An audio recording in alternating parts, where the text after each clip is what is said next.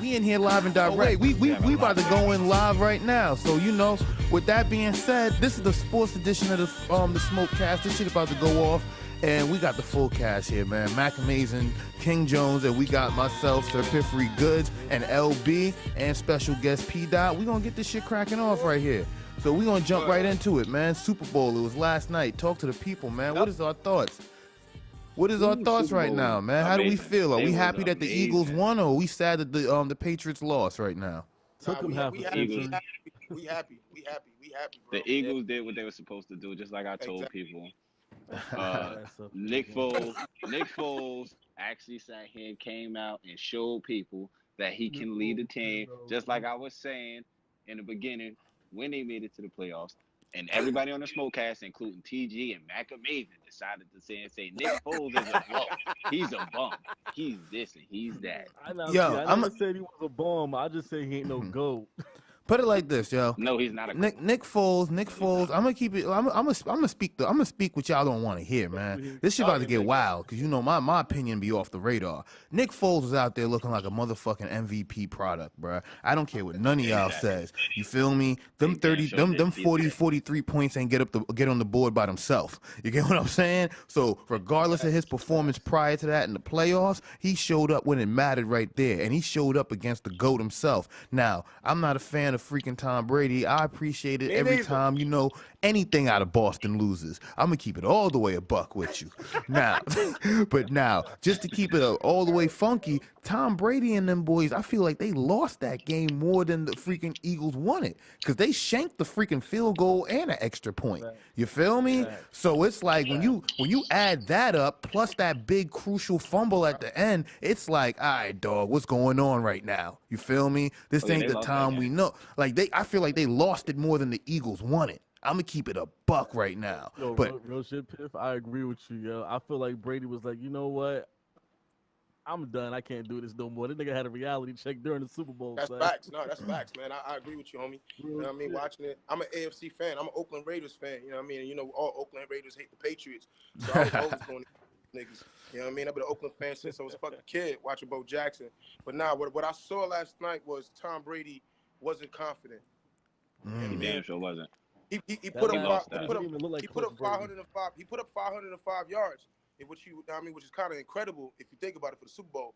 But he wasn't confident. And I think Philly came in with all confidence and took his heart from him, bro. You know what I mean? He was getting hit all crazy. He didn't get sacked, but he was getting hit. Like he's like, get me out of here. Like I'm done. Sure, but real talk. Let's keep it fun. Agreed, though. Like they were saying, Eagles had a crazy defense. Their defense was incredible. Wait, the defense was dope. But to me, hold on. Didn't the Vikings have the #1 defense this season? Yes, they did. Yeah. Yes, they did. No. The Jaguars did. Better than it. The Jaguars did. So the Jaguars had the #1. Yeah, it was the Jags, it was the Vikings, and then it was Philly. The Jags, Vikings, and then Philly. That's the order it was for defense this year. Not to go backwards, but the Jaguars didn't make it because they didn't have a good offense. No, the Jaguars didn't make it because they played stagnant.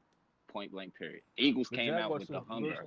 The Jaguars should have beat the Patriots. Real talk. I'm gonna be honest. They should have beat them. Like they started playing. They started playing stagnant. Like they started doing the same thing. And you see with the Eagles that the Eagles, they seen that, all right, well, we're not going to sit here and do the same shit over and over. They switched it up. They brought out trick plays. They brought out the trickery.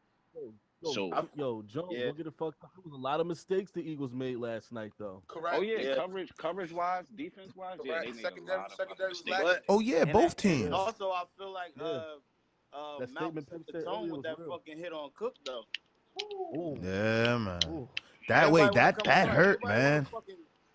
They ain't want to do shit after that. Even all Gronk shits was out routes. He ain't Yeah. even come across the middle no more. Yep. I'm gonna keep it a buck though, man. Them final 2 minutes of that game, I seen Tom Brady play that so many times, man. I'm not gonna lie, I seen that movie before. So when I seen it play out last night, like you said, he wasn't confident. He was rushing. He looks flustered. I'm like, what's going on, bro? He looked scared. Yeah.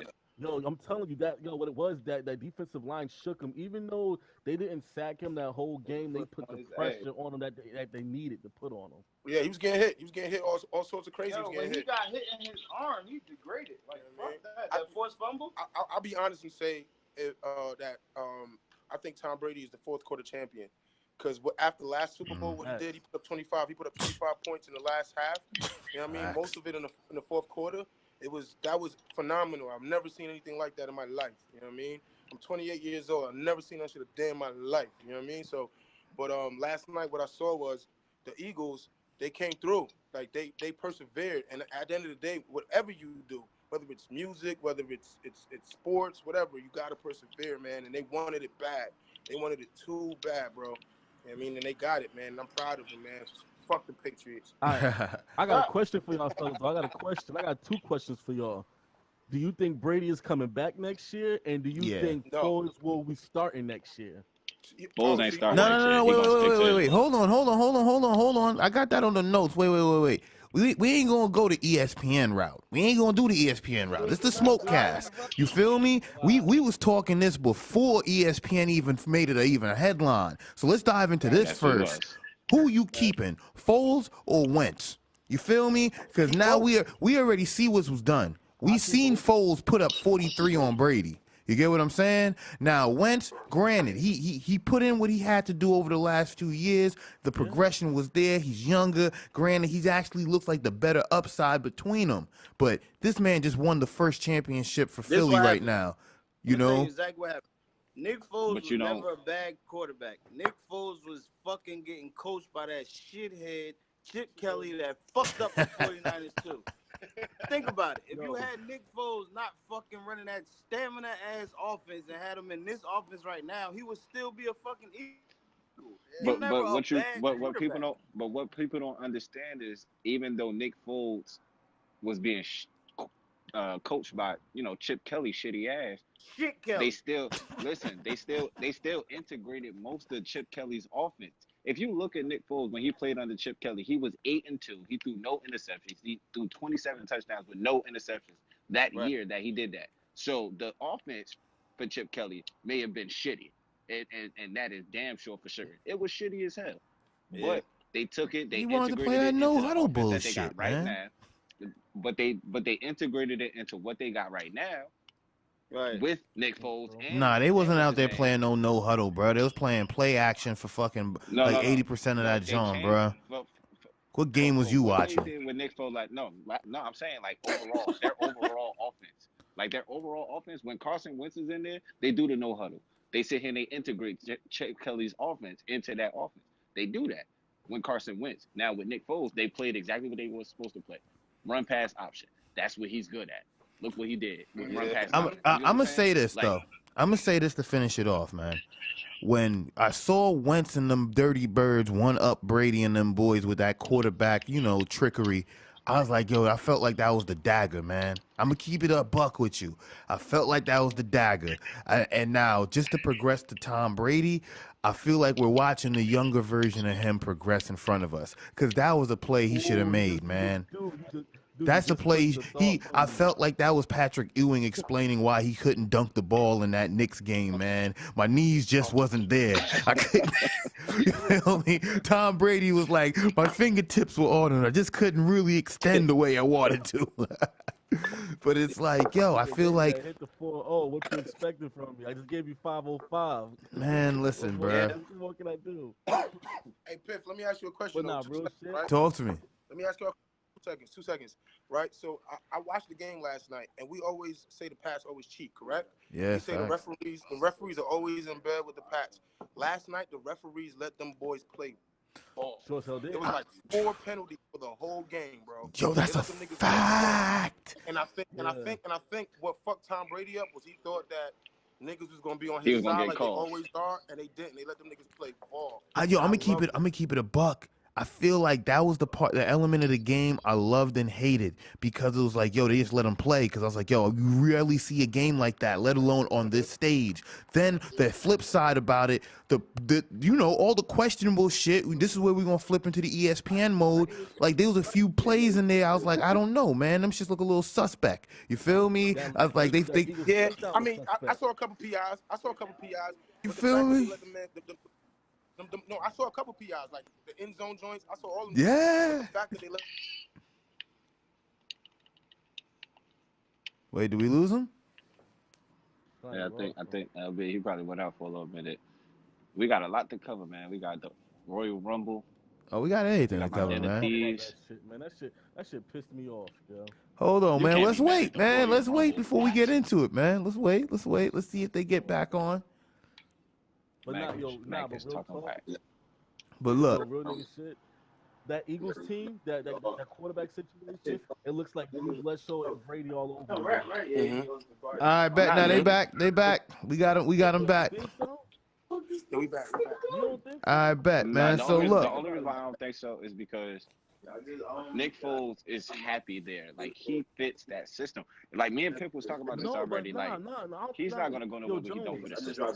I don't care how much you just won the championship. I don't think you understand where I'm coming from. When Drew Bledsoe was injured that year, when he got injured and Brady took over, it looks like the same shit that's going on again, bro. Nah, no, it's not, because Carson Wentz ain't Drew Bledsoe, though. Wait, Drew Bledsoe was already at the end of his career. Let's keep it a buck right now. Drew Bledsoe was lucky he made it through that game. Shit. You can't say that. I agree with you. You can't say that, bro, because when Drew Bledsoe left and he went to Buffalo Bills, he gave the Buffalo Bills numbers, and they went to the playoffs. He was still putting them numbers after that, dude. No, you're absolutely right. Wait, you're absolutely right. But when we're talking football, being average gets you average. Let's keep it a fact on that. When we talking about playing to win championships, that's what Tom Brady came out there and showed him. He showed a level of play that was at least above what Bledsoe was giving and beyond what he could even achieve. And we clearly see that was a fact. Because what, 5 chips, 8 visits to the Super Bowl? Like, come on, man. Only teams that could beat him belong on the East Coast. Like, I keep it a buck. Like, yo, I find like that's the only consistency between the Giants and the Eagles I like. They were the only ones to beat Tom Brady when they went on the big stage. You're right. But I'll be honest with you guys. Like, what I think the Eagles should do, and it's never been done in football history, they should interchange quarterbacks during the game. I think that'll be dope. Just like how they do running backs and how they do wide receivers and tight ends. I think right now they have a double threat with them. And then when they get more weapons, they're going to be unstoppable. And I'm not going to lie to you. They're going to hit the Super Bowl again in the next decade.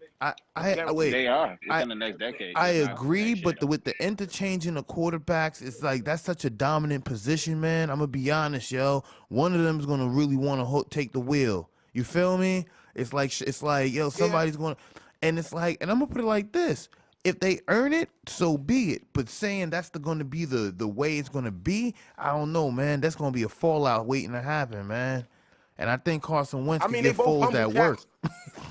No, you're right. They both humble cats, though. I think it could work. Like, you know what I mean? Like, I think all sports is changing. Like, even to the NBA right now, you got the super teams, and then you got the big threes. We went from the big threes to the super team.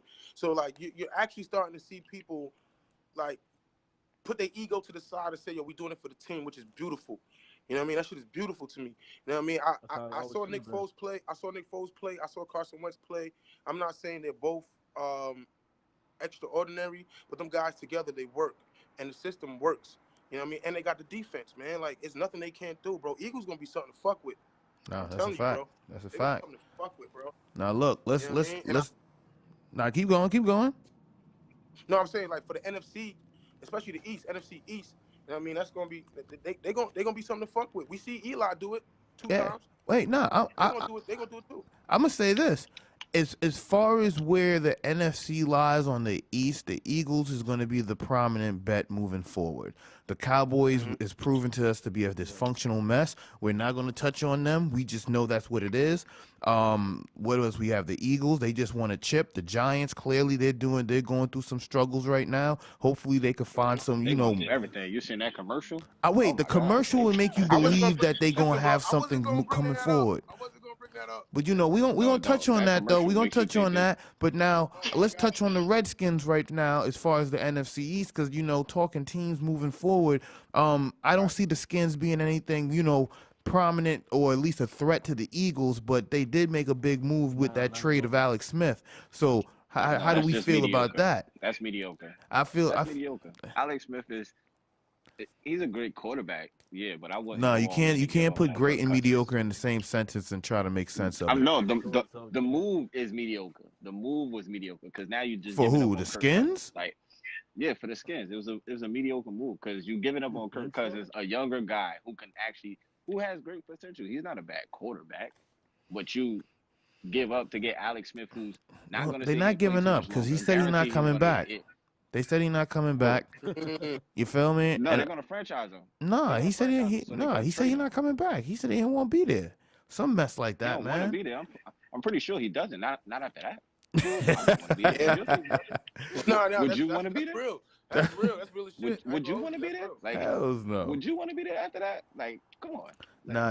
You put your all into this team. I'll put it like this. No. I thought you was gonna finish off, but look. I say Alex Smith is a good quarterback. As far as what we expect out of him, I can't really say we're going to get much.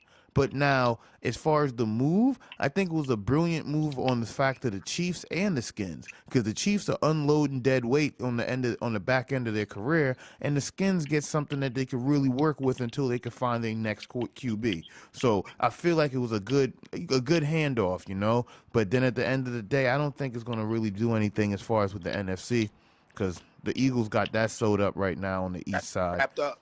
Wrapped up. And the fact that they have a quarterback battle for their offseason this just makes it even juicier, man. Because I'm gonna be honest with you, I would love to see who they let go. I would love to see. Wow. I would love to. Wow. I didn't even think about that, bro. I didn't even think about that yet. You know what I mean? Like you seen some shit. Yeah. I didn't even think about who they're gonna let go, and who could they actually afford to let go? Neither one of them. To be honest with them. The real talk, because in the Eagles' eyes, you have 2-star quarterbacks right now. Yeah. Think about it. In their eyes, not the whole NFL, but just in the Eagles' eyes, they have 2-star quarterbacks. No, you're right. They do. But they do. But wait. We gonna weigh it like this. They just got trade bait on the table. So do you feel me? I'll put it like this. Who they keep, this is gonna be a hard decision either way you chop it. But at the end of the day, you got some real fierce trade bait right now, because there's a few teams, at least about 15 of them, that need a good QB, or at least 10 of them on the bubble to make that leap to the next step. So they could get some nice pieces for that. And like you said, they're gonna be a contender for the next 10 years. So they could definitely make another trip there, definitely. But wait, Andy Reid's still coaching, right? Andy Reid is still coaching. Yeah, man. Yeah, if he's still a coach, then I think Andy Reid's about to go after Nick Foles now. I'll be honest with you, and put him at starter because they. He got Mahomes. What are you talking about? They're not gonna put that trust into that. What do you mean? That's the reason they traded him. Yeah, I agree because of the rookie. They traded him for Mahomes. Oh wow. Yeah, come on, man. I agree with Piff. Come on, now. I put this in you guys' ears, right? This is the first time that the Eagles have ever won a Super Bowl. So Wentz doesn't want to leave. Say it again. Hold on, say it again, son. Ever. It's the first time they ever won. Listen, no, because I was talking last night and I was saying, Donovan McNabb, he had the chance and he fucked up. And he thought it was all happy-go-lucky. And the Eagles was like, nigga, we don't fuck with you no more. Nigga, like, we just lost the Super Bowl, and you can't fucking be smiling and taking interviews like, I'm just happy to be here. You a clown. Yeah. So, like, they got rid of that bullshit, and now they got 2 great quarterbacks. Name one team that got 2 great quarterbacks right now in the NFL. You know what I'm saying? My prediction, I don't think Nick Foles is going nowhere, and I don't think Wentz is going nowhere. I think they both going to stay, and they're going to figure it out. Look, That's what I think. Yeah, wait. The Eagles will be stupid to give one of them up. That's what he should do. Put it like this. I agree that they're gonna figure it out, but they still got a real or fierce trade token on the table. But let's touch on this though. Pro Bowl. We could wait. We don't gotta. I didn't watch it. I'm gonna keep it G, but it's a relevant topic, man. Derek Carr. I'm an Oakland fan. Derek Carr. But anyways, go ahead. I would keep it G. That's all we need to touch on. Then the next topic we got is the XFL. Vince McMahon. You know, King Jones, your boy. Vince McMahon said he's bringing back the XFL in 2020. Are we interested? No. No. No, I wasn't interested in it the first time I watched it. That one game that they showed on TV. That shit is trash. Yo, it's trash. Not gonna be. And bro, we don't even watch the season. You know me and L. You know what I mean? We got a couple homeboys that went to the league, a couple niggas that went to the CFL. We don't even watch that shit. So why the fuck would we watch XFL? Exactly. Yeah, wait. That's a fact. Wait, hold on. That's a fact right there. Let's not tread over that fastly. Yo, the CFL is definitely a more professional and prominent league, and niggas do not pay that shit no mind. The CFL, they allow you to really hit them. Like they don't call. Word. That's a real football game right here. Like NFL now is more soft. You can't do too much hitting, but the CFL you can hit and they won't give a fuck. A flying fuck. And you can smoke. But we don't. Yeah, and they smoke weed, and they don't, and nobody watches that game because you know what? But the CFL is not really televised like that either. So I'm gonna be honest. Yes, it is. It's televised in Canada. It's a national sport. Well, it's in Canada because it ain't televised over here. Because if I see it, I actually turn it on. I want to see who fucking rock because they feel maybe shorter, but them niggas do be rock. Nah, they play a legit field. Actually, their field is longer. Play hard. Is it? It really is. It's longer. Some shit with the goalposts, man. I don't. They play 12 on 12. It's Canada. So just put it like this: there's an extra homeboy on the field for each team. You feel me? So look, let's touch on this though. That's it with the NFL. Let's move to the MLB.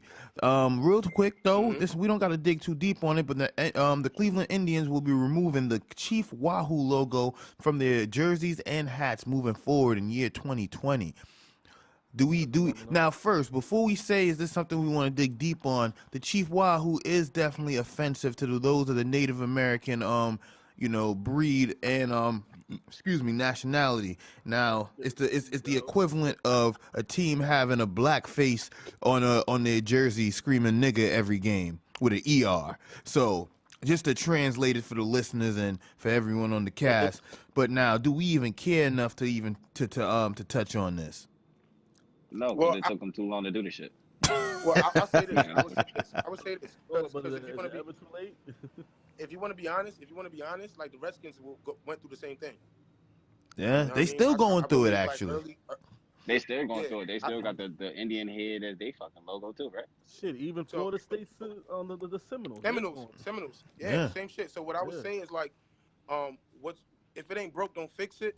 You know what I mean? I get the discrimination. You know, Piff, I'm a very knowledgeable person. Like, you know what I mean? Like, I'm a very in tune person with issues, social issues. Do we care enough? Yeah, we do. But is the brand gonna care? Fuck no. So when it comes to the brand, that means you got to take down all them old ass jerseys. You got to take down they got to come with something better. You know what I mean? So I don't really think. Me personally, I really don't think they're gonna do.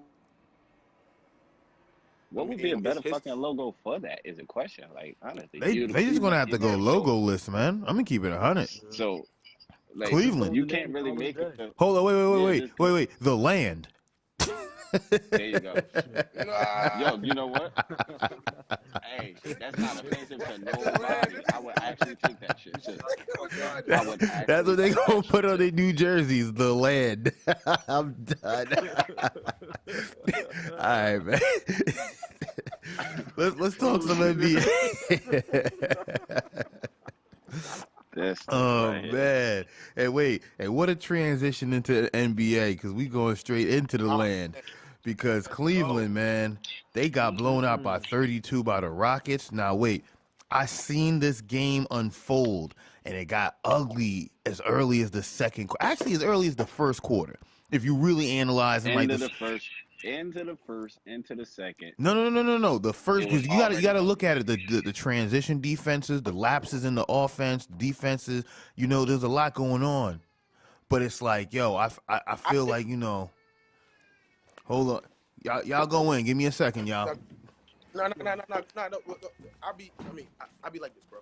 You know, shout out to the nigga Kyrie. That's my homie from West Orange. He from the block. He from, you know what I mean, from the hood. You know what I mean? Shout out to that nigga. I think he made the best decision for his career. I think definitely. I think once he left, they tried to fill that void and they had the wrong people to do it. Now I like Isaiah Thomas. Don't get me wrong. You know what I mean? He's not 100%, but I like him. But this is my question to you guys: is LeBron leaving or no? And then I'll answer my question. LeBron is leaving or no? He's leaving. LeBron is leaving. He's not leaving because they don't have the pieces. He's leaving because there's no capability. Because of management. Like, management is not doing them justice right now. Like, they're not making the right trades anymore. Like, when they brought in Kevin Love and then LeBron came back and then, you know what I mean, they had Richard Jefferson, Shannon Fry was actually producing, J.R. Smith was doing something. Like, now the team that they have now is, like, so fucked up and trashed up. Like, there's no point in LeBron even staying. Like, don't get me wrong, I'd be mad if he goes somewhere else, like, to really, like, definitively end his career, because I would like to see him end it in Cavs land, for real. I would, but... Yeah, I mean, I see that too, but I realistically, and we got to talk about the lifespan of all athletes. We know a running back has a lifespan of 5 years, if that. You know what I mean? We know a point guard has a lifespan of 20 years.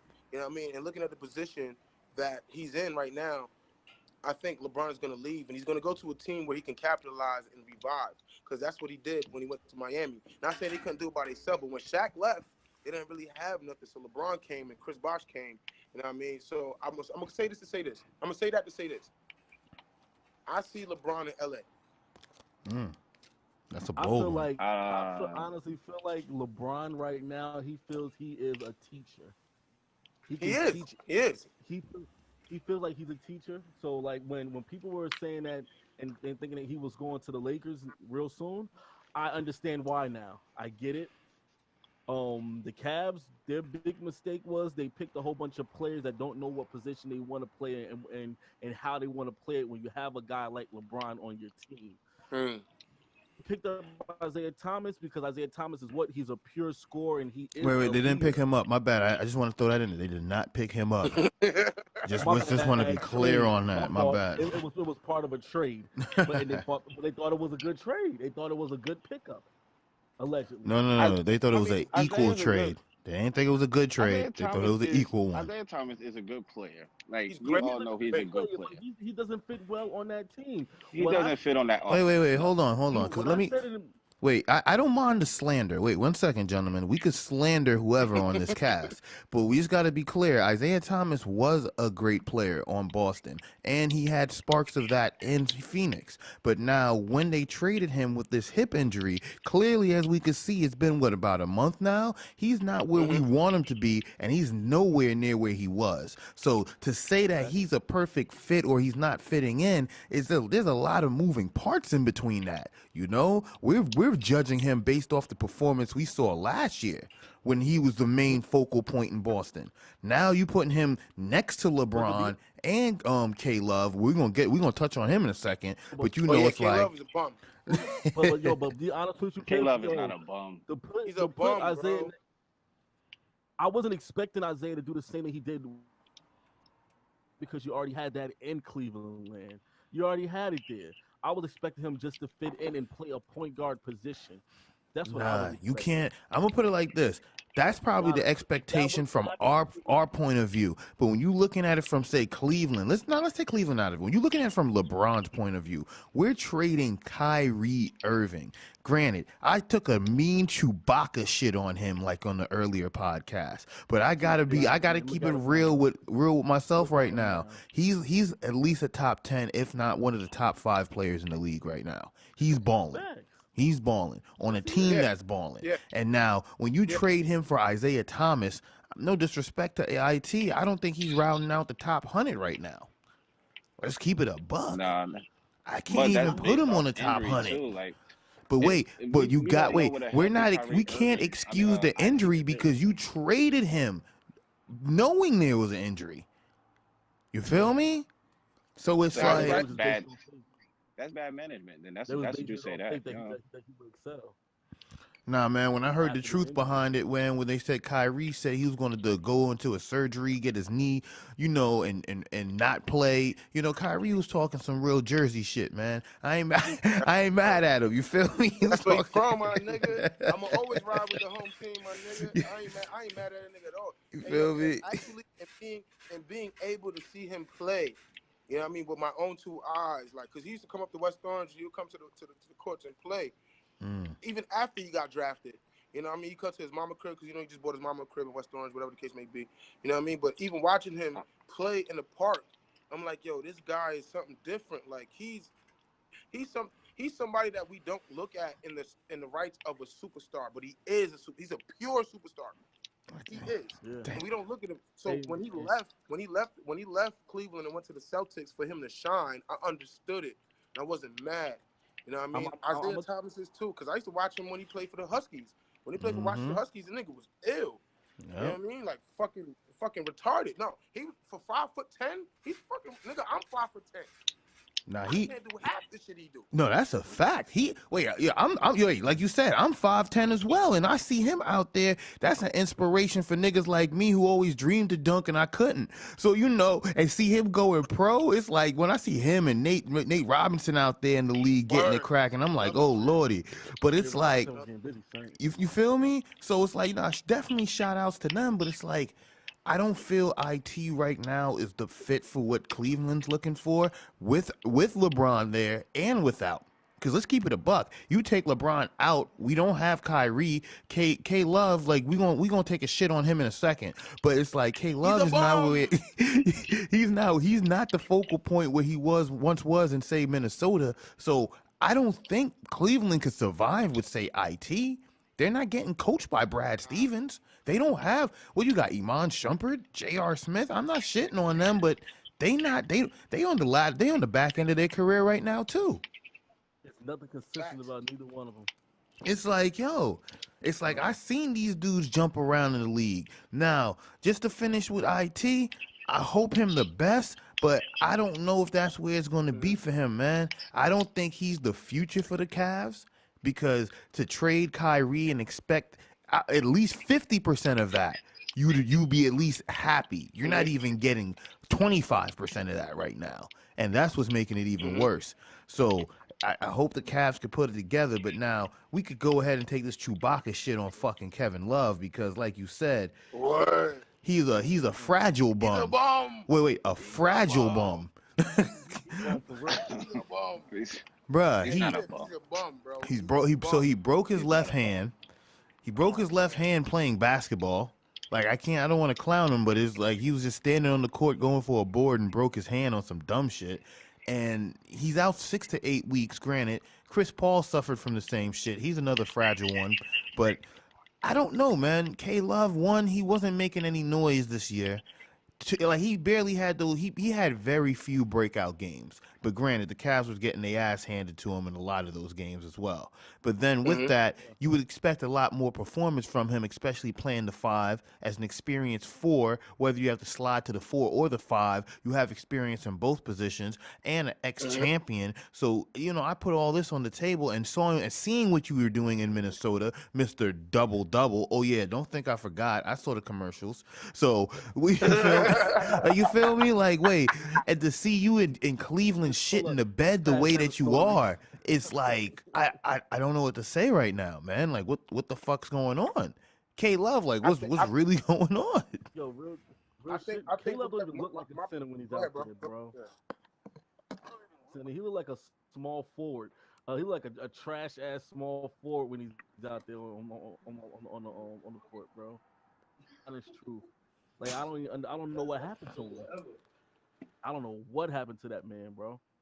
No, I know what happened to him. I think I know what happened to him. he got on a team with more talent than him because when he was in Minnesota, he was the talent. So he don't know where to fit. But sometimes you just got to say, you know what? I'm not going to be the star. I just got to play my part. I got to contribute. I got to focus on contributing. I need 10 rebounds. I need fucking 4 assists. I need 15 points every night. Just be consistent. I don't need you being 30 points one night and then 0 points the next night. Like, no, you got to contribute. But this is what I think. I think LeBron actually knows that this team is falling apart before his eyes. Yeah. He sees it. He knows it. He feels it. You know what I mean? Like he sees it. And Tyronn Lue, let's be honest. We blame the players, but Tyronn Lue is not a coach. He's not, man. I was just about to say that shit. He's a bum ass coach, bro. Wait, it's not that he's a bum ass coach. It's that you see his flaws when he doesn't have the top tier talent to play with. And let me be honest with you, that's what really separates the good from the great, because any good coach could coach a team full of superstars. Only Greg Popovich and Brad Stevens have proven to us they could coach a team full of misfits and make them look like superstars. You feel me? It's like Phil Jackson. And Phil Jackson. And Phil Jackson, yes. And Pat Riley. Pat Riley. Yeah, about to say that. Pat Riley. My bad. My Pat Riley. Can't forget about the legends out there. But you know, they have proven to us. What's the name? The two brothers. The Knicks, the twins? No, the Knicks old coach. Oh, you mean D'Antoni. Who's it? What's the fucking nigga name? Knicks in Orlando. Yeah. Van Gundy. And Van Gundy. Oh yeah, no, you mean in Detroit? He in Detroit right now. Yeah, you're absolutely right. Yeah, Van Gundy. You know, they have proven to us. Yes, you know, I'm glad that you guys clarified that for me. You know, definitely, because we definitely need to give them their praise, because when you see them coach, you appreciate coaching. Because when you see these other teams with bad coaches or just bad teams in general, you don't really care for them because there's nothing there to care for. But when you see a coach really curate a winning team with rookie, like say Brad Stevens, he got 2 rookies out there right now, balling. Like, wait, hold up, they're and I put so much emphasis on it because they're out there well composed, like they've been there before. You get what I'm saying? Then that's the part that's scary, because they're in their rookie year. Like, and wait, and I'm just thinking, would they be like that if they were on any other team? Would any other team give these rookies 20, 25 minutes a game? You get what I'm saying? I don't know, man. Like, I don't know. That's a good question. There's a lot of moving parts in there. So it's like, and I say all that just not to discredit a great coach, but now when you look at Ty Lue, he's a good coach. When he has good players in their health, at their prime. AKA bum coach. He's a bum. He's a beast. Hey, bro. I get what you're saying, bro, but he's a bum, bro. He's a bum, bro. You know, the reason why Iverson stepped over his ass. No, there definitely is. There definitely is. I'm trying to redeem him a little bit, but it's like, put it like, I'll put it like this. All right. I'm not gonna fully shit on him, but he's no David Blatt. And now, granted, David Blatt's not there. And wait, and check this out. David Blatt, the reason he's not there is because he could coach. I believe David Blatt would have put a bunch of misfits out there and got that shit cracking. You feel me? Because he's not out there worrying about relationships. He's not worrying about LeBron's feelings. And wait, and when you think about it, that's part of the reason why all this shit is like up and, because you can't make the moves you want to make unless they're okay with LeBron. Because you feel me? Because he don't want to go out. He's like, I'm not running with him. You feel me? I'm not running with him. You know, this is what I need. So it's like you don't want to. And when you're playing that relationship type shit, man, that really taints things, man. But this just to move off of that, let's talk about the Warriors getting blown out by 30 by the freaking Utah Jazz. Now, was this an anomaly or? No, time out. Nah, the Utah Jazz look good, bro. Yeah. They look. That movement is impeccable. No, wait, I'm gonna keep it a buck with you, man. Wait. The Utah Jazz was looking good last year when they had Gordon Hayward. Granted, they lost him and they definitely lost a lot of games. But it's the simple fact of the matter, like they still have their core there. They're not like, how could I put it? They're one player you feel me? That one player to get them over the hump. That's all they need. Like a Gordon Hayward. That one player is Donovan Mitchell. That's who that one player is. Let him develop more. Let him develop more. I'm telling you, he already averaging 18 points as a rookie. He's doing some spectacular shit as a rookie in the Jazz. Give him one more year. Let me ask you guys a question. What y'all think about the Blake Griffin trade? Oh yeah, wait. Was to clean house. That's all. That was a good trade for the Pistons. Since we there, rebuild. I think Doc leaving, man. Good trade. Yeah, Doc's leaving. They're getting rid of Doc. Nah, he's leaving. You can't get rid of. Wait, I'm gonna keep. Wait. That's another thing with good coaches. Like I'm like Doc Rivers has earned the respect of a great coach, but I don't feel like he is. But just to say this, cats like Doc Rivers don't get fired. He either gets traded or he leaves. You feel me?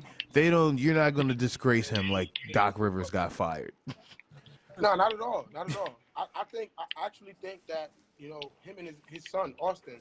I think Austin is a better player than most of the people on the team. But because it's his son, he doesn't want to be too, like, cliche with it. Like, oh, this is my son, I'm going to put him in.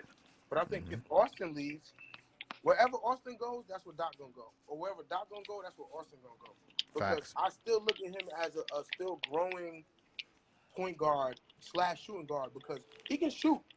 He don't shoot as much, but he can shoot. Wait. You know what I mean? We have to rephrase that. He has learned to shoot. Because we could pull up clips where he was throwing bricks at the backboard. You're right. But that's like, if you think about it, bro, that's like, was real. Yo, that's like me and my dad playing ball in the backyard. If you think about it, you know what I mean. Yeah. So you always gonna have that heavy cloud over your head, like, you know what I mean. Like, nah, y'all playing for a check. I'm playing for my pops. Now let's be honest. Who's also giving him a check, but I feel what you're saying. Wait, let's keep it 100 though, man. But nah, I agree with everything you're saying too. I agree with everything you're saying, and I actually agree with it so much. I even hate to say this: Austin Rivers is actually not looking that bad when you take CP3 out the picture and a degrading Blake Griffin. Granted, they traded him. It's like and with DJ don't really do much. For him to be so valuable to a team, and he really is just like because he has no post-up game. You get what I'm saying? He can't play back to the rim. He can't play outside the paint. So his value is very limited in today's NBA. And to see him like, yo, he's out there he's looking like a good trade piece right now. Like if I got Austin Rivers right now, I wouldn't be mad. Like, all right, do that shit you was doing in LA. You feel me? Nah, shit real. Nah, but yeah. So let's talk about college basketball real quick. March Madness. Wait, no, hold up. Let's finish that Blake trade though. Wait, let's speak on with the Pistons. Do we think that's going to complete the Pistons with Drummond or we? Yeah, it would. Yes. It might. Oh, here go LB. Yes, the fuck it will. It's highly optional. You want to know why? Because Blake looks like a monkey. All right. Any team that ever had a monkey in Detroit won a championship. Ben Wallace, monkey. They're known for their monkey style. Wallace was silverback, son. I was silverback gorilla, son. Shit. God damn, that was some ether. No, but honestly, it depends on if Blake stay healthy. Wait. Injury prone. Hold up, we're talking about LB. That whole team was Planet of the Apes though back then. Yeah, man. Wallace, Rashid, Rip, Chauncey, Tyshawn Prince. Jesus, all them niggas was ugly. Had a plastic face for 4 seasons. Nobody said nothing about that shit. I got a plastic face for 4 seasons, yo. Yo, word is boy. He was really on that Hannibal Lecter shit, man. You've been an all-star for 3 seasons. Jesus. Oh, man. That nigga's out of hand, yo. Hold up, though. Tyshawn Prince's shoulders don't look like a fucking ironing board. Like, why that nigga's shoulders was so broad? God damn, yo, that's a fact, bruh. Son, his neck just like slanked his between his shoulders and shit, man. Like, I can't breathe, yo. He was a real lanky ass nigga, man. Oh, bruh. It was long for no reason. That nigga like NBA Live 98 when you change the characters. Oh, Felt like like a classic team, son. I ain't like that shit. Like, bro, relax your fucking shoulders, yo. This shit mad tense for no reason. Yeah, fuck you so tense. Yo. So look, we gonna touch on these last two topics, man. This last topic, actually, I could throw all this into the roll up a whole up. But DeMarcus Cousins, man, he goes down with the ACL injury, y'all. Right. Now, the reason I want to touch on it, because one, losing Boogie is a big asset. But two, where do we go from here, man? Is Boogie gonna come back and ball out? Or is Boogie like, because he's a big guy, and that's a big injury, man. When you 7 foot, like he like 200 and something. He ain't a lean 7-footer. You feel me? He's not coming back the same, bro. He's not gonna be the same. No, he gonna change up his game. He's gonna be more of a perimeter shooter now. Yeah. He's not gonna be dunking as much. All the he probably yoga in gonna the get world, they're gonna fix that ACL injury. All the rebounds. He's not gonna get like 20 rebounds no more. He probably gonna get the most 10. Yeah. He gonna limit his down low presence a whole lot because, like you said, he big as hell. He not just no Anthony Davis type 7 foot tall nigga. You know, slender. Like, he's eating kale and shit, quinoa and all that shit. Nah. So, my nigga Boogie taking a whole rack of ribs to the face. He probably still drinking malt liquor. My nigga Boogie's gonna play nervous. Nah, he's not gonna play nervous. He's not gonna play nervous, but he's not gonna play the same. Like he know he's gonna have to change his game. He knows that. But what if I'm saying, like, what if the coach tell that nigga like, yo, you still gotta stay under the rim?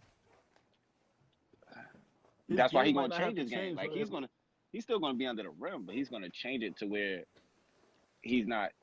You get what I'm saying? He's not throwing down dunks, or he's not gonna be bringing up the ball. Yeah, he's not gonna be a physical player like that no more. He can't be no more. It all depends on his healing factor, bro. It all depends on how he heals, man. Yo, no matter how you heal, I'm telling you right now, no matter how he heals, he's gonna heal great to where he can play, but he's not gonna be the same down low, big body banging niggas type shit. He's not gonna be doing shit like that. I kind of agree. That he's not gonna be doing. Like because that what he tells is ACL, right? Yeah, man. Yeah, like first major injury. Most of your fucking that's what bro. ACL injuries now is like a fractured ankle, bro. Let's be honest. No, not if he requires season-ending surgery. No. It's like my only concern is because he's so big. When you're that big, all your pressure is on your feet. Because you remember, Yao Ming left the game because of a toe. You feel me? Yeah, that's. And he was lean.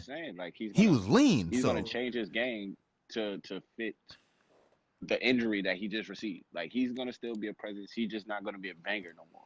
Like he's a banger right now. Before the injury, he was a banger. Oh, he'll get you 20, 30. But he's gonna bang hard. Yep. Big body, get the fuck out of here type shit. He's not gonna be able to do that no more. He's gonna have to change that to be a more finesse Marc Gasol type shit. That's what he's gonna have to do.